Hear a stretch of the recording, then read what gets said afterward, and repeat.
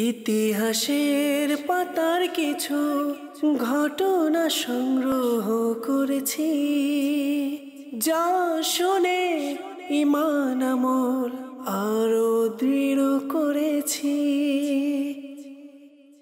আলহামদুলিল্লাহি রাব্বিল আলামিন ওয়াসসালাতু ওয়াসসালামু আলা সাইয়্যিদিল মুরসালিন আম্মা বা'দ ফাআউযু বিল্লাহি মিনাশ শাইতানির রাজিম বিসমিল্লাহির রহমানির রহিম। আসসালাতু ওয়াসসালামু আলাইকা ইয়া রাসূলুল্লাহ ওয়া আলা আলিকা ওয়া আসহাবিকা ইয়া হাবিবাল্লাহ। আসসালাতু ওয়াসসালামু আলাইকা ইয়া নবিয়াল্লাহ ওয়া আলা আলিকা ওয়া আসহাবিকা ইয়া নূরাল্লাহ। প্রিয় ইসলাম ভাই এবং মাদানী চ্যানেলের দর্শকবৃন্দ, আরও একবার উপস্থিত হয়েছি মাদানী চ্যানেল বাংলার ধারাবাহিক অনুষ্ঠান আদব সম্পন্ন লোক অনুষ্ঠান নিয়ে। দর্শকবৃন্দ, যারা আমাদেরকে দেখছেন বা শুনছেন, আপনাদেরকে জানাই একরাশ প্রীতি এবং শুভেচ্ছা। দর্শকবৃন্দ, আলহামদুলিল্লাহ আজ্জাওয়াজাল, এই অনুষ্ঠানের থিম বা এই অনুষ্ঠানকে কিভাবে আমরা সাজিয়ে থাকি তা আমরা ইতিমধ্যেই জানতে পেরেছি, দেখতে পেরেছি।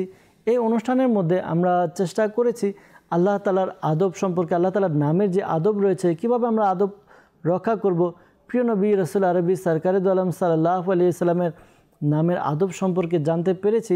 ইনশাআল্লাহ তাআলা আজকেও আমরা একটি বিষয় নিয়ে আলোচনা করব। আর মোবাল্লিগে দাওয়াত ইসলামী নুরুল আমিন আত্তারি তিনি আমাদের সাথে আছেন। ইনশাআল্লাহ তাআলা তার থেকে আজকের এই বিষয় সম্পর্কিত গুরুত্বপূর্ণ এবং শিক্ষণীয় মাদানী ফুল শ্রবণ করব। আসুন অনুষ্ঠানের শুরুতেই প্রিয় নবী সাল্লাল্লাহু আলাইহি ওয়াসাল্লামের উপর দুরূদে পাক পাঠ করার ফজিলত সম্বলিত একটি হাদিসে মুবারাকা শ্রবণ করে নিই। আমাদের প্রিয় নবী রাসূল আরবি সরকারে দু আলম সাল্লাল্লাহু তাআলা আলাইহি ওয়াসাল্লাম ইরশাদ ফরমান, যে ব্যক্তি আমার উপর সকালে 10 বার এবং সন্ধ্যায় 10 বার দুরূদে পাক পাঠ করে, তার জন্য কিয়ামতের দিন আমার সুপারিশ নসিব হবে। সাল্লু আলাল হাবিব সাল্লাল্লাহু তাআলা আলা মুহাম্মদ সাল্লাল্লাহু আলাইহি ওয়াসাল্লাম। দর্শকবৃন্দ, আপনারা দেখছেন অনুষ্ঠান আদব সম্পন্ন লোক। এই অনুষ্ঠানের মধ্যে প্রতিটি পর্বে এক একটি বিষয় নিই, আর ওই বিষয় নিয়ে আলোচনা করার চেষ্টা করি। আজকেও ইনশাআল্লাহ তাআলা আমরা একটি বিষয় নিয়ে আলোচনা করব। বিষয় কি, আসুন আমরা নুরুল আমিন ভাই থেকে জানবো বিষয় কি, আর এই সম্পর্কে কিছু মাদানী ফুল আমরা শ্রবণ করব। জি নুরুল আমিন ভাই, আজকে আমরা কোন বিষয় নিয়ে আলোচনা করব? আজকে ইনশাআল্লাহ আমরা মসজিদের আদব সম্পর্কে জানবো ইনশাআল্লাহ। মসজিদের আদব, সুবহানাল্লাহ। দর্শকবৃন্দ, আমাদের যে ইবাদত গাহ, অর্থাৎ যেই সকল স্থানে আমরা ইবাদত করি, এর মধ্যে একটি হচ্ছে মসজিদ।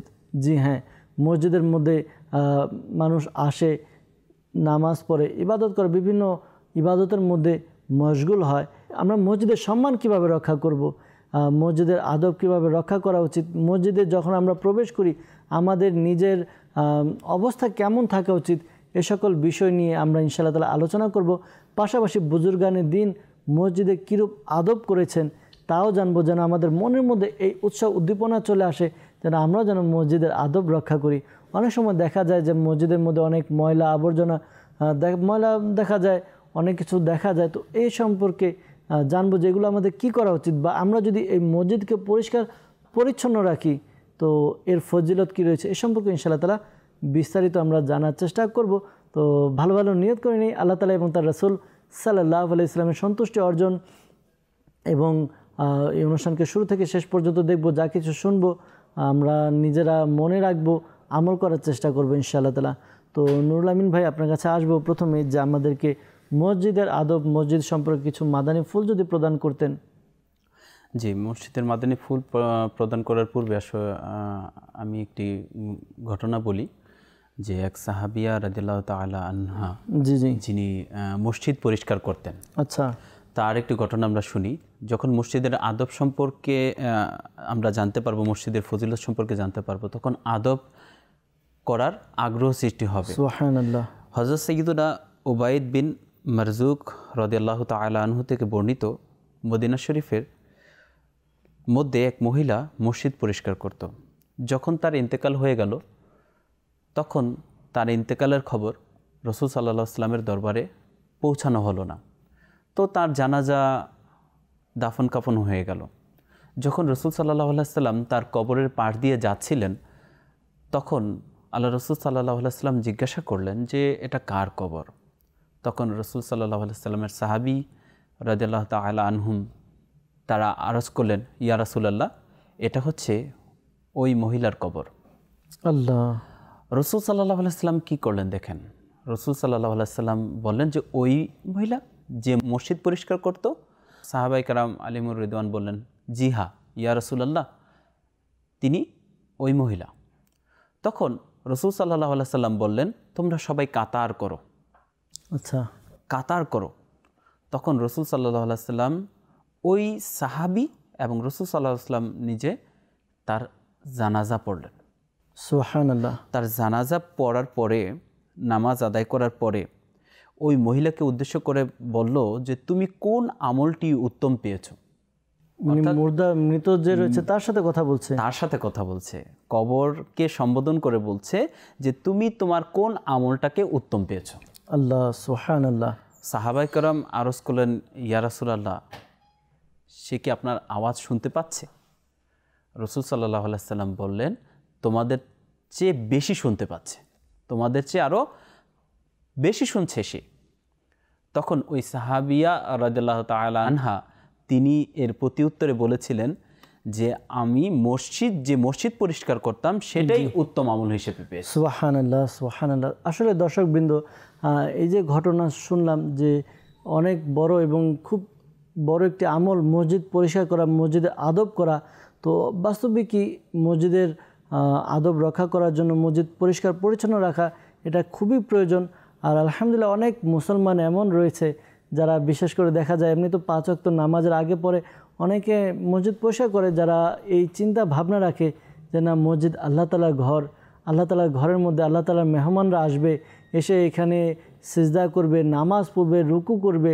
তো এই ঘরকে পরিষ্কার পরিচ্ছন্ন করা উচিত। এজন্য অনেক মুসলমান এমন থাকে যারা মসজিদে এসে নিজে থেকেই, মসজিদে খাদিম থাকে কিন্তু সে নিজে এসে নিজে আনন্দ চিত্তে এই কাজগুলো করে। অনেক সময় দেখা যায় অনেক এলাকার মধ্যে অনেক লোক তারা জুমার দিন আসে, জুমার দিন এসে মসজিদকে পরিষ্কার করে, মসজিদ ধুয়ে পরিষ্কার করার চেষ্টা করে, এরকম লোকও রয়েছে। আবার অনেক লোক এমনও রয়েছে যারা মসজিদকে বিভিন্ন ধুলাবালি দিয়ে পরিপূর্ণ করে দেয়। ইনশাআল্লাহ তাআলা এটা পর্যায়ক্রমে স্টেপ বাই স্টেপ আসবো। কিন্তু যে ঘটনা আমরা শ্রবণ করেছি এখান থেকে কিছু বিষয় খুলাসা করা উচিত, অর্থাৎ স্পষ্ট করা উচিত। এক তো যে ঘটনা আমরা শুনলাম এখানে পর্দার একটা বিশেষ গুরুত্ব ফুটে উঠেছে। এটা এভাবে যে প্রিয় নবী সাল্লাল্লাহু আলাইহি ওয়াসাল্লামের প্রকাশ্য হায়াতের সময় এটা নিয়ম ছিল বা এটা হতো যে মসজিদের মধ্যে যারা মহিলা ছিল তারা আসতো, নামাজ পড়তো, জামাত হতো। কিন্তু বর্তমানে সেই পরিস্থিতি নেই, কেননা পূর্বের মতো মহিলাদের যে জেহেন মানসিকতা ছিল পর্দা করার ব্যাপারে যুগ থেকে তিনি এটা বন্ধ করে দিয়েছেন। তিনি বন্ধ করে দিয়েছেন যেন মহিলারা নিজেদের ঘরে নামাজ পড়ে। কেননা দেখা যাচ্ছে তখন ফিতনা কিছু দেখা যাচ্ছিল, এই ফিতনার কারণে হযরত সাইয়েদনা উমর ফারুক আজম রাদিয়াল্লাহু তাআলা আনহু তিনি এই ফতোয়া দিয়েছেন বা মহিলাদেরকে নিজ বাসার মধ্যে নামাজের জন্য বলেছেন। আরও একটি বিষয় যেটা এই ঘটনা থেকে আমরা জানতে পারি তা হচ্ছে আল্লাহ তাআলা আমাদের প্রিয় আকা মাদানী ওয়ালা মুস্তাফা সাল্লাল্লাহু আলাইহি সাল্লামকে এই ক্ষমতা দিয়েছেন যে তিনি যখন চান যে মুর্দার সাথে ইচ্ছা কথা বলতে পারেন। এমনকি আমরা এই ঘটনা থেকে জানলাম যে তিনি ওই সাহাবিয়া রাদিয়াল্লাহু তাআলা আনহা তার সাথে কথা বললেন। তো এমনকি এটাও জানা গেল যে মুর্দার সৃষ্টির কথাও শুনে যারা মৃত ব্যক্তি রয়েছে কবরে থাকে তারাও মানুষের কথা বোঝার ক্ষমতা রাখে। তবে খেয়াল রাখবেন এই বিষয়ে আরেকটা জিনিস, লোক যেমন হবে তার শ্রবণ শক্তিও তেমন হবে।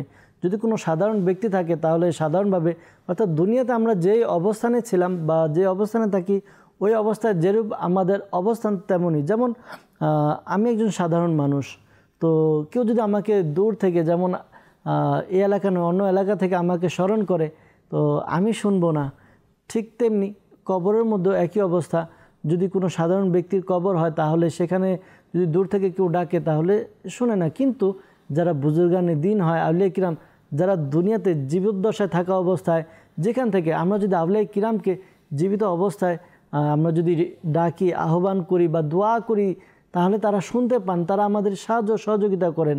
তো যখন তারা দুনিয়া থেকে কবরে যান, মাজারে যান, ঠিক মাজারে আনোয়ার থেকে ঠিক তেমনইভাবে শুনেন যেমনিভাবে দুনিয়াতে শুনতেন। যত দূর থেকে ডাকা হোক না কেন তারা শুনেন এবং তারা কবর থেকেও সাহায্য সহযোগিতা করেন। যে দুনিয়ার চেয়ে আরো বেশি আরো বেশি শুনতে পারেন, অর্থাৎ আরো বেশি সহযোগিতা করেন, যেমনি দুনিয়াতে সাহায্য করতেন এর চেয়ে বেশি করেন।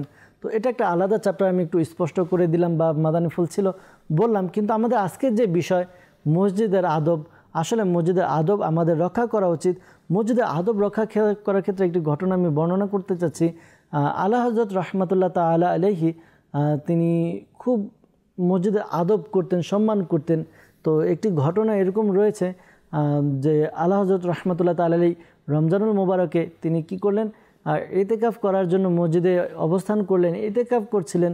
তো এমন অবস্থা ঈশার নামাজের প্রায় সময় হয়ে যাচ্ছিল, আর তখন বাইরে বৃষ্টিও এমন ছিল যে বাইরে গিয়ে অজুখানায় গিয়ে অজু করবেন এমন অবস্থান ছিল না। তো এখন অজু কিভাবে করবেন? এখন যদি মসজিদেও তিনি অজু করেন তো তার অজুর পানিগুলো মসজিদে পড়বে, তো মসজিদের আদব রক্ষা হবে না। তো সুবহানাল্লাহ, তাদের আদব, তাদের চিন্তা ভাবনা এত সুন্দর, এত পবিত্র। আল্লাহু আকবার। তিনি কি করলেন নুরুল আমিন ভাই, তার অবশেষে নিজের যে লেপ গায়ে দিতেন ওই লেপ আনালেন, এনে ওটা কয়েকটা ভাঁজ করে মোটা করে নিলেন, ভারী করে নিলেন, মোটা করে নিলেন। যখন মোটা করলেন আর ওইখানে ওইটার উপরে বসে এরপরে অজু করলেন। আমরা দেখি যখন আমরা যদি লেপ বা তোষকের উপর পানি ফেলি, এটা পানিটা বেশি নিচে যায় না, চুষে নেয়। তো তারপর তিনি কয়েকটা ভাঁজ করে মোটা করে নিলেন যেন ওই পানি, অজুর পানি যেন একেবারে নিচে অর্থাৎ মসজিদের ফ্লোরে যেন না পড়ে। তো কিভাবে আদব রক্ষা করলেন, কেমন তাদের বুদ্ধি, কেমন জানাত আর কেমন আদব তারা ছিল। আসলেই মসজিদের আদব আমাদের করা উচিত। মসজিদের আদব বিভিন্নভাবে করা দরকার। এক তো নিজের শারীরিকভাবে, এরপর আপনার মানসিকভাবে, এরপর মসজিদকে পরিষ্কার পরিচ্ছন্ন করে আমরা এর আদব রক্ষা করতে পারি। আল্লাহ তাবারক ওয়া তাআলা নিজে স্বয়ং কোরআনুল কারীমে ইরশাদ করেছেন প্রথম পারায় সূরা বাকারার 125 নং আয়াতে আল্লাহ তাআলা ইরশাদ করেন, কানজুল ঈমান থেকে অনুবাদ, এবং আমি ইব্রাহিম ও ইসমাইলকে তাগিদ দিয়েছিলাম আমার ঘরকে খুব পবিত্র করো। সুবহানাল্লাহ। কাদের জন্য? তাওয়াফকারী, ইতিকাফকারী এবং রুকু ও সিজদাকারীদের জন্য। সুবহানাল্লাহ, সুবহানাল্লাহ। অর্থাৎ খুব পবিত্র করো, অর্থাৎ এটাকে পরিষ্কার পরিচ্ছন্ন রাখার জন্য আল্লাহ তাবারক ওয়া তাআলা কোরআনুল কারীমে ইরশাদ করেছেন। আল্লাহু আকবার। আল্লাহ রাসূল সাল্লাল্লাহু আলাইহি ওয়াসাল্লাম এ সম্পর্কে বাণী রয়েছে, অসংখ্য বাণী রয়েছে। তার মধ্যে মুসনাদে ইমাম আহমদের মধ্যে রয়েছে যে নবী করিম সাল্লাল্লাহু তাআলা আলাইহি ওয়াসাল্লাম ইরশাদ করেন, নিঃসন্দেহে ওই মসজিদের মধ্যে ময়লা আবর্জনা, প্রস্রাব পায়খানার মতো কোনো কিছুই জায়েজ নেই। এ মসজিদে তো কোরআন তিলাওয়াত, আল্লাহ তাআলার জিকির এবং নামাজের জন্য। অর্থাৎ মসজিদের মধ্যে কি হবে? শুধু আল্লাহ তাআলার জন্য জিকির করব, নামাজ আদায় করব এবং কোরআনুল কারীম তেলাওয়াত করব। অন্য এক জায়গায় ইরশাদ করেছেন, মসজিদ নির্মাণ করো এবং সেখান থেকে ধুলাবালি বের করে দাও। যে আল্লাহ তাআলার সন্তুষ্টির জন্য মসজিদ নির্মাণ করে, আল্লাহ তাআলা তার জন্য জান্নাতে একটি ঘর তৈরি করবেন। সুবহানাল্লাহ। এক ব্যক্তি আরজ করলেন, ইয়া রাসূলুল্লাহ সাল্লাল্লাহু আলাইহি ওয়াসাল্লাম, মসজিদ কি অতিক্রম পথে নির্মাণ করা যাবে? ইরশাদ করলেন, হ্যাঁ, সেখান থেকে ধুলাবালি পরিষ্কার করা হুরদের চোখের মোহর। আচ্ছা, যদি মসজিদের মধ্যে যে মসজিদ যে পরিষ্কার করবে, এই পরিষ্কার করা এটা হচ্ছে হুরদের চোখের বহর। সুবহানাল্লাহ, সুবহানাল্লাহ। তো মসজিদ পরিষ্কার পরিচ্ছন্ন রাখা, মসজিদে উত্তম পোশাক পরিধান করে যাওয়া।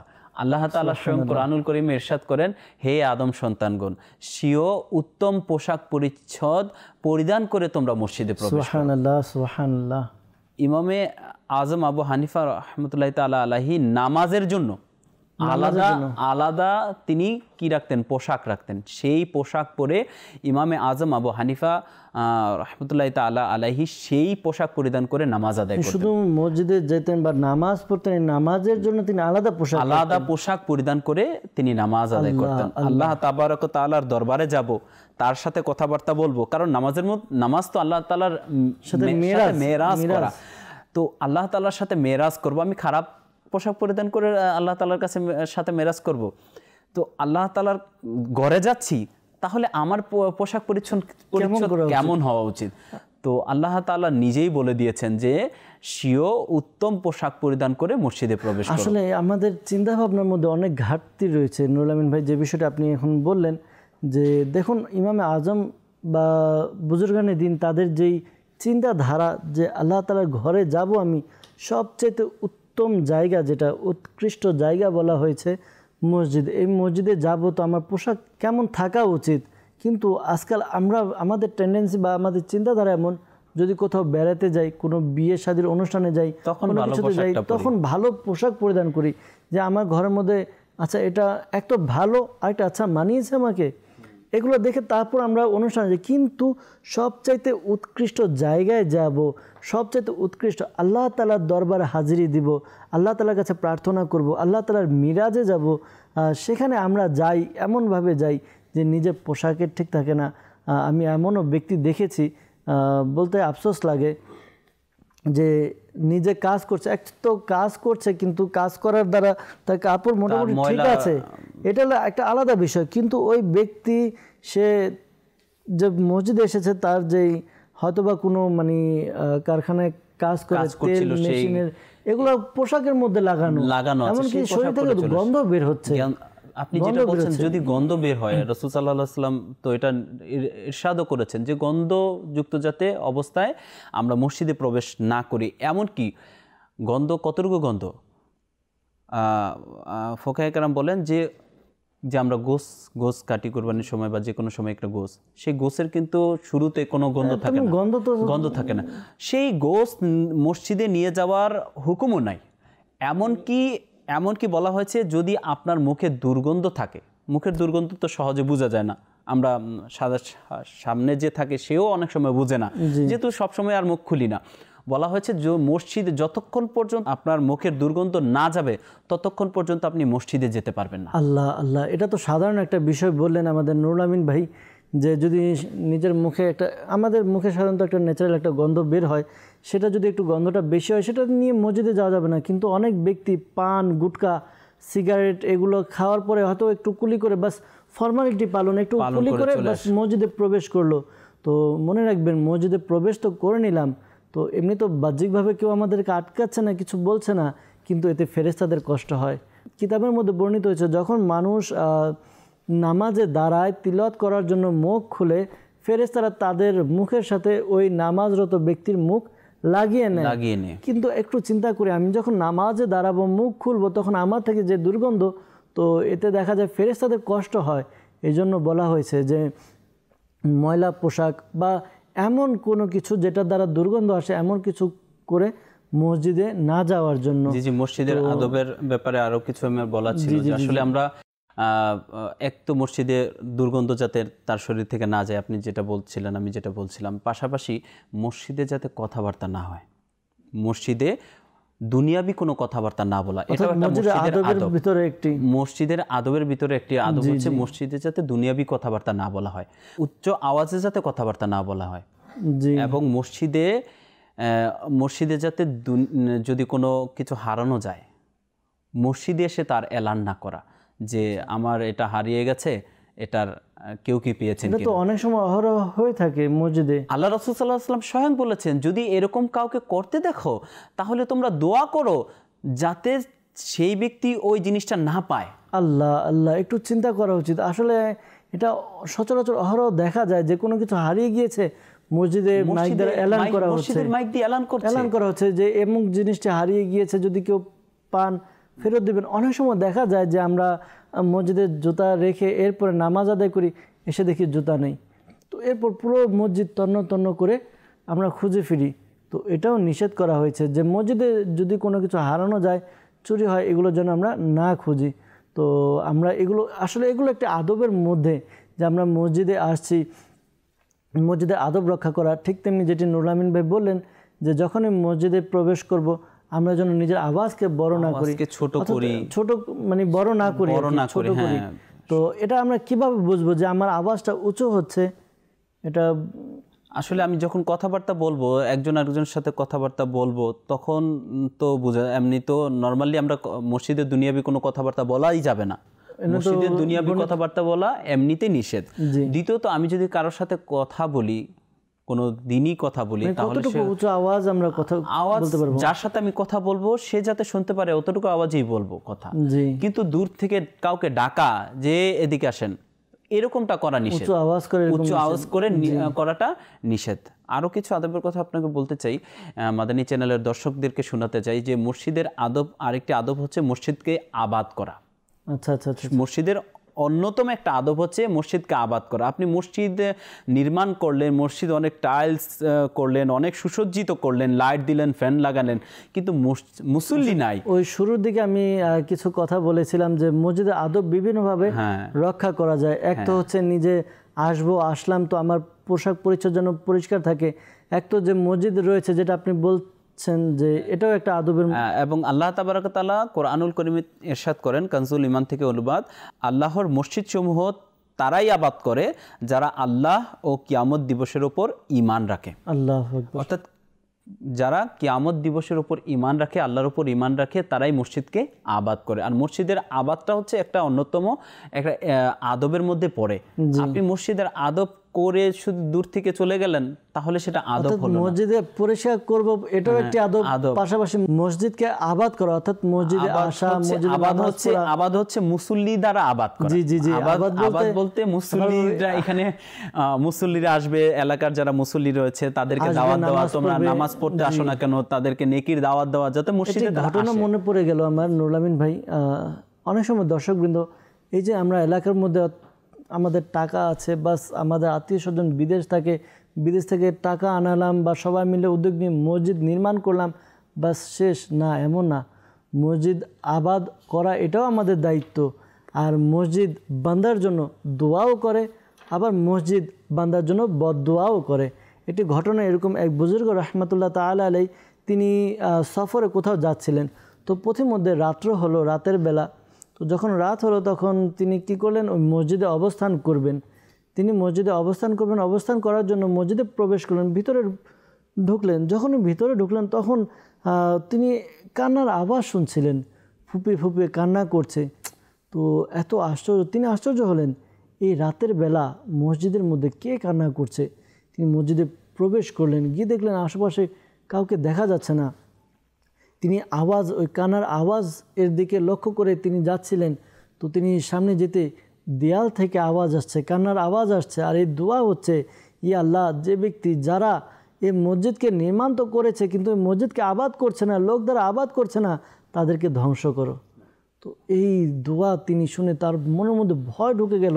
তিনি আর সফরে বের হলেন না, সেখানে রাত্র অবস্থান করলেন। যখন সকাল হলো এলাকার সবাইকে একত্রিত করে এরপরে বললেন যে আমি এদিক দিয়ে যাচ্ছিলাম, পুরো ঘটনা বললেন যে রাত্রে অবস্থান করলাম, আমি এমন আওয়াজ শুনতে পেয়েছি, হে লোকেরা, তোমাদের ধ্বংস অনিবার্য, তোমরা খুব শীঘ্রই ধ্বংস হয়ে যাবে। তোমরা মসজিদকে আবাদ করতে থাকো, তাহলে মসজিদ তোমাদের জন্য যে বদদোয়া করছে এটা উঠিয়ে নিবে। লোকেরা নিজেদের ভুল বুঝতে পারলো, অতঃপর তারা কি করলো, মসজিদে আসা শুরু করলো, মসজিদে ইবাদত করা, নামাজ পড়া শুরু করে দিল। এরপর তিনি তো চলে গেলেন সফরে। কিছুদিন পর তিনি আবার ওই রাস্তা দিয়ে যাচ্ছিলেন, ঘটনাক্রমে তিনি ওই মসজিদে অবস্থান করলেন। আবারও রাতের বেলা যখন অবস্থান করলেন তখন তিনি আবার ওই মসজিদের দেয়াল থেকে আওয়াজ আসছে, আল্লাহ তাআলা দরবার দোয়া করছে, ইয়া আল্লাহ, যে সকল ব্যক্তিরা এই মসজিদকে আবাদ করেছে, যা আগে শূন্য ছিল এখন আবাদ করেছে, তাদের অন্তরকে, তাদের ঘরকে তুমি আবাদ করে দাও। সুবহানাল্লাহ। একটু চিন্তা করুন, বাস্তবে কি আমরা হয়তো দেখতে পাই না, কিন্তু মসজিদ আমাদের জন্য এমন দোয়াও করে, বদদোয়াও করে। আমাদের এগুলো স্মরণ করা উচিত যে আমরা মসজিদ তো নির্মাণ করে দিলাম, টাকা আছে, কিন্তু এটাকে আবাদও করতে হবে। এই আবাদ করা এটাও মসজিদের একটি আদব। যদি আমরা আবাদ করতে না পারি তাহলে মসজিদের আদব কিভাবে রক্ষা হলো? জি নুরুল আমিন ভাই, আরও কিছু মাদানী ফুল বলতে, যখন আমরা মসজিদে অজু করি, অজু করার পরে দেখা যায় অজুর পানি টপ টপ করে আমার হাত থেকে বের হচ্ছে, এই অবস্থায় আমি মসজিদে প্রবেশ করি। তো এটাও রাসূল সাল্লাল্লাহু আলাইহি ওয়াসাল্লাম নিষেধ করেছেন এভাবে যাওয়া। এবং আমরা অনেক সময় মসজিদে, যেমন আমাদের যেহেতু আমরা মানুষ, আমাদের হাঁচি আসবে, কাশি আসবে, তো উচ্চ আওয়াজে যাতে হাঁচি না দেওয়া, মসজিদের আওয়াজ নিয়ন্ত্রণ করা। তারপরে আমাদের অনেক সময় ডেকুর আসে, এটা না দেওয়া। আল্লাহ রসুল সাল্লাল্লাহু আলাইহি ওয়াসাল্লাম ইরশাদ করেন, আমাদের থেকে তোমার ডেকুর দূরে রাখো, যে দুনিয়ার মধ্যে যে বেশি পর্যন্ত পেট ভর্তি করে সে কিয়ামতের দিন বেশি সময় পর্যন্ত ক্ষুধার্ত থাকবে। এবং হায়, এর মধ্যে আওয়াজ করো না, বের না করা উচিত। যদিও মসজিদের বাইরে একাকীও হয়, কেননা এটা শয়তানের অট্টহাসি। আহা। তো ডেকুর এটা মসজিদের মধ্যে দেওয়ার ব্যাপারে নিষেধ করা হয়েছে। আল্লাহ রসুল সাল্লাল্লাহু আলাইহি ওয়াসাল্লাম ডেকুর মসজিদে দেওয়ার জন্য না করা হয়েছে। আমরা যখন মসজিদে বসি, একটু আগে তো শুনলাম যে কথাবার্তা না বলা, তো অনেক সময় মসজিদে এরকম হয় কৌতুক করা হয়, মসজিদে বসে কৌতুক করছি, হাসি ঠাট্টা করছি, হ্যাঁ, এই ধরনের কথাবার্তা থেকেও আমাদের কি মসজিদকে হেফাজত রাখতে হবে। মসজিদে যখন বসবো খুব আদব সহকারে বসবো, দুজন হয়ে বসবো। অনেক সময় দেখা যায় যে মসজিদের মধ্যে খাওয়া দাওয়াও চলে, মসজিদের মধ্যে এরপর মনে করেন বাস ঘুমানোও চলে। তো এই ক্ষেত্রে আমরা কিভাবে আদব রক্ষা করব? অনেক সময় দেখা যায় প্রয়োজন হয়, যেমন এই যে কিছুক্ষণ পূর্বেই এক বুজুর্গ রহমতুল্লাহ তাআলার ব্যাপারে শুনলাম যে তিনি সফরে যাচ্ছিলেন, পথিমধ্যে রাত্র হয়ে গেছে, মসজিদে থাকবে, তো এই ক্ষেত্রে থাকার ব্যাপারেও তো আদব রয়েছে না? জি জি, এটার ব্যাপারে আসছে যে যখনই আমরা মসজিদের প্রবেশের সুন্নতগুলো রয়েছে, প্রথমে আমরা বিসমিল্লাহির রহমানির রহিম পাঠ করব, তারপরে দুরুদে পাক পাঠ করব, মসজিদ প্রবেশের দোয়া পাঠ করব, তারপর ইতিকাফের নিয়ত করে নেব। সুবহানাল্লাহ। ইতিকাফের নিয়ত করার পরে আমার কি হবে, আর সেটা তো অবশ্যই ডান পা দিয়ে আমি প্রবেশ করব, মসজিদে প্রবেশ করার সময় অবশ্যই ডান পা দিয়ে প্রবেশ করব এবং বের হওয়ার সময় বাম পা দিয়ে প্রবেশ করব। ইতিকাফের নিয়ত করার কারণে যদি আমি ইতিকাফ নিয়ত করি এবং এরপরে ইবাদত রিয়াজত করব, এরপরে যদি আমার প্রয়োজন হয়, জরুরি হয়, আমি কোথাও মুসাফির বা আমার থাকাটা জরুরি, আমার অন্য কোনো জায়গায় থাকা আর স্থান নাই, সুযোগ নাই, যদি আমি মসজিদে থাকি আদব সহকারে, সেখানে আমরা বসে আমরা ওই যে ইতিকাফের নিয়তে আমরা থাকতে পারবো। অর্থাৎ আমরা যখনই মসজিদে অবস্থান করব উচিত আমাদের ইতিকাফের নিয়ত করে নেওয়া। অবশ্যই ইতিকাফের নিয়ত করতে হবে, অন্যথায় আপনি মসজিদে থাকেন বা না থাকেন, অনেক সময় দেখা যায় রমজান মাসে দেখা যায় যে মসজিদে জোহরের নামাজ আদায় করে অনেক মুসল্লি শুয়ে আছে। অনেক সময় দেখা যায় মসজিদের মধ্যে মিলাদ শরীফ পাঠ করছে, মিলাদের পরে তাবারকও থাকে, তাবারকও খাচ্ছে, কিন্তু তারা কিন্তু ইতিকাফের নিয়ত করছে না। তো আল্লাহ রাসূল সাল্লাল্লাহু আলাইহি ওয়াসাল্লাম নিষেধ করেছেন মসজিদে খাবার এবং মসজিদে ঘুমানো, এটার ব্যাপারে নিষেধ করেছেন, কিন্তু যারা ইতিকাফ করে নেবে তাদের জন্য সাময়িকভাবে এটার অনুমতি দেওয়া হয়েছে। তো আসলে দর্শকবৃন্দ, এই বিষয়গুলো আসলে আদবের মধ্যে পড়ে। যখনই মসজিদে প্রবেশ করব, মসজিদে প্রবেশ করে আমরা ইতিকাফের নিয়ত করে নিই, যদি খাবারের প্রয়োজন হয় বা খাবার আসে, তাবারক যেটা বললেন খেয়ে নিলাম, খেতে পারবো। যদি আমরা মনে করেন ইতিকাফের নিয়ত না করি, তাহলে মসজিদে খাবার বা ঘুমানো শুদ্ধ হবে না বা জায়েজ হবে না। তো আল্লাহ তাআলা বোঝার তৌফিক দান করুক।